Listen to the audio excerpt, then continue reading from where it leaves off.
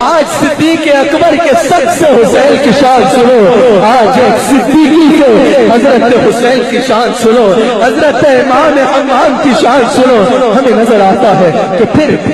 عرصہ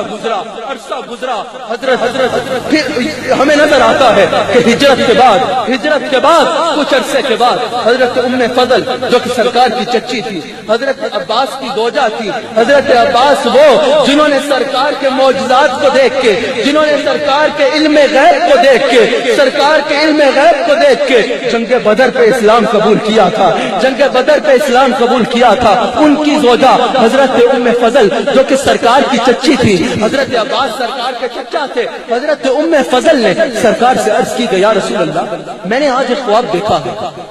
میں بہت پریشان ہوں، یا رسول اللہ میں بہت پریشان ہوں، میں نے آج ایک خواب دیکھا ہے کہ آپ نے اپنے جسم مبارک سے ایک گوشت کا ٹکڑا اتارا اور میری جھولی میں ڈالا۔ یا رسول اللہ بہت پریشانی ہے، اس کی تعبیر کیا ہے؟ سرکار مسکرانا شروع ہو گئے، سرکار نے فرمایا ام فضل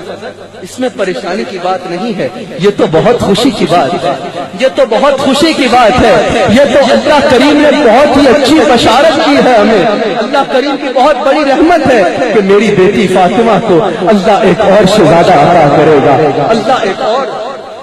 شہزادہ عطا کرے گا، اللہ ایک اور شہزادہ عطا کرے گا۔ پھر ہمیں نظر آتا ہے ہجرت کے 4 سال بعد، 4 سن ہجری میں، ہجرت کے 4 سال بعد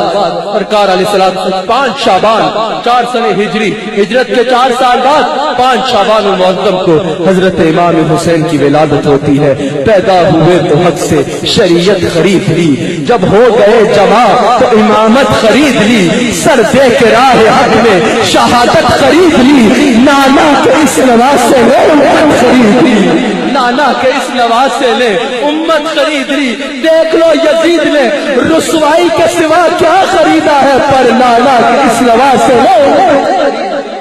نانا کے اس نواسے لے امت خرید لی۔ بلکہ اگر سرکار کی حدیث کی روشنی میں کہ جنتی جوانوں کا سردار ہے، میں یہ بھی کہوں تو درست ہوگا کہ نانا کے اس نواسے لے جنت خرید لی، نانا کے اس نواسے لے جنت خرید لی۔